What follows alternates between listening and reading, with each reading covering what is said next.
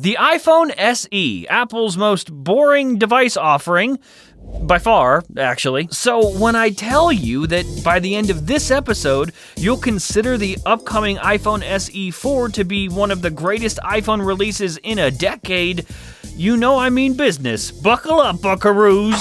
Buckle up, buckaroo.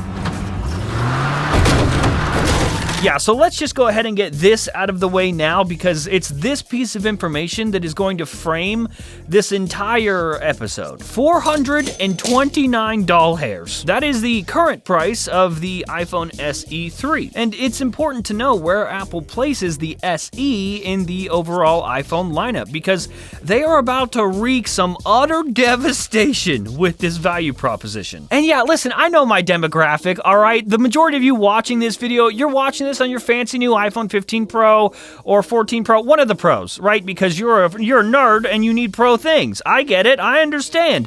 But not only is this important news right now, this could also be one of the most important iPhones, ever. Especially since I'd like to remind you that right now, 87% of teenagers in the United States are using an iPhone. And then those 87% of teenagers are gonna grow up and take their iPhones with them. So yeah, okay, now that you're armed with that piece of information, I want you to keep that in mind for the rest of the episode as we continue to talk about this value bomb that Tim Cook is about to drop on all these teenagers. The fourth installment to iPhone SE 4, has had a rocky news/rumor cycle, to say the least. It's dead! It's alive! It's gonna look like this! It's gonna look like that! Back and forth, constantly. Snip, snap, snip, snap, snip, snap! Well, we're here with another full episode about the SE4 because we just got the motherload of all reliable reports from Marco over at Mac Rumors. So tell you what,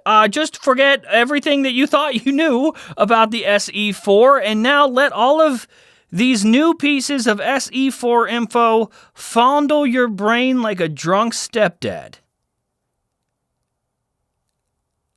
Brian, that was awful. I don't think I can say that. Anyway, back to this completely normal tech news show that is family friendly. In one of the best ideas Apple has ever had, we can expect them to completely ditch their previous method of using much older designs of iPhone chassis just to keep the cost low. You know, the Tim Cook special. The iPhone SE 4 will basically be a modified iPhone 14. That means, yes, a notch, of course, but when you consider the previous iPhone SE 3's design, this is quite the leap. This is a bigger leap than faking the moon landing. Can't say that either. In getting this new design, which is the notch, we're also expecting the SE4 to get Face ID. Let's go ahead and check that box. The SE is now suddenly catching up. Another major departure from previous iPhone SE models, the 4th gen will be packing a 6.1-inch OLED display. Of course, no promotion, but obviously. Right. No one that's in the market for an iPhone SE would care about that at all, let alone even notice the difference between 60 and 120 hertz. Now, let's quickly talk about the biggest budget decision that Apple is going to make for this phone. The rear camera array, about that, this many. Just this many cameras. This bad boy is going to feature just one single lens. No ultra wide angle, no telephoto lens, no sir, just one main camera sensor. Sounds like a downside, right? Well, what if I told you that this downside is actually the iPhone SE 4's biggest, most secretive weapon? And I'll tell you about that after the break. So, in case you missed the memo, Apple discontinued their leather cases.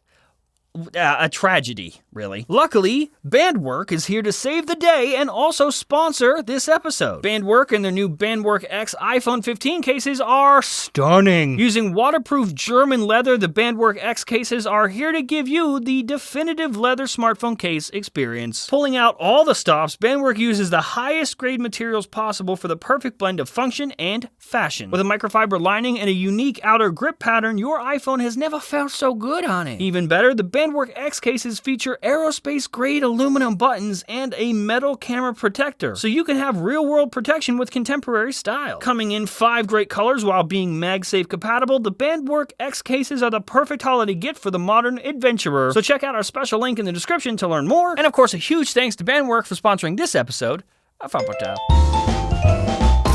Okay, welcome back. Okay, so that camera on the back, right? That one single camera on the back. Listen, man, it's because of that. It's because of them just opting for that one sensor instead of trying to make a whole array for this thing that is going to keep production costs down and in turn keep that price down, honey. They have to cut corners somewhere, right?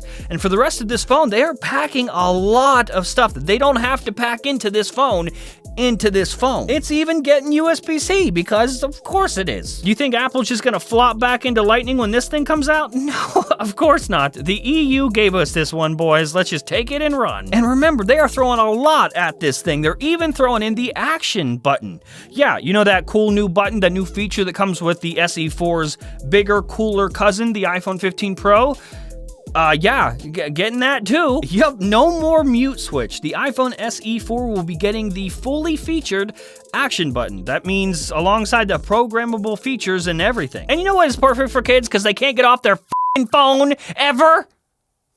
Better battery life. We're hearing that the SE4 is going to have some wildly improved battery life. This is, of course, thanks to the chassis changes into a modern iPhone shape, more efficient OLED display tech, and of course, a much improved chip. The iPhone SE4, at least what we're hearing right now, is going to be getting an upgrade into the A16 Bionic. Or, and this might be stretching it a bit, potentially the new 3nm A17 chip, if Apple's manufacturing costs are low enough. That would skyrocket the capabilities and battery life of this dinky little budget boy. And from what we've been hearing, the current playbook is to get the SE4 out the door and into people's hands and in their pockets by late 2024 or 2025. And that to me kind of sounds like it's up in the air. That's really the only missing piece of information that we have here to an otherwise complete picture of a really good value phone. I mean, let's really look at this package here. A nice 6.1-inch OLED display, Apple display of course, it's gonna be great. New modern case design with updated internals thanks to new chips, and with that we get some much improved battery life. Something to mention here, and I get it, it might be a given, like if you understand, okay, the form factor's changing, this must be changing too. Along with getting Face ID and that updated design, that also means no home button. There are people using an SE3 right now that have never not had a home button, so this will be a first for them. This is going to feel, from a hardware perspective and a software perspective, like a completely new experience for them. Again, super nice display, new chips, improved battery life, Face ID, USB-C, action button. Again, the last one was $429, dude. I have accidentally spent that much in one sitting on DoorDash. Don't look at me like that. But of course, and I kind of expect this to happen, Apple could inflate the price. Let's say $500. Okay, still, insane deal. The base model iPhone 14 still starts at $699 on Apple's website. Let's really consider the difference between even that, the iPhone 14, to this. The new SE4 will have USB-C, an action button, and a faster chip than the 14, and all we're losing is some camera performance? Well, that sounds like a deal! The iPhone SE4 will still, at worst case, come in cheaper than the iPhone 14. If the iPhone SE4 gets announced and released with these features and specs, I truly think it will be the default best choice for getting new customers into Tim Cook's back pocket and into the walled garden. And like I said in the intro, this could be one of the greatest iPhone releases of the last decade. But then again, this is the same company that ships extremely premium devices with not even color matching cables. So, who's to say?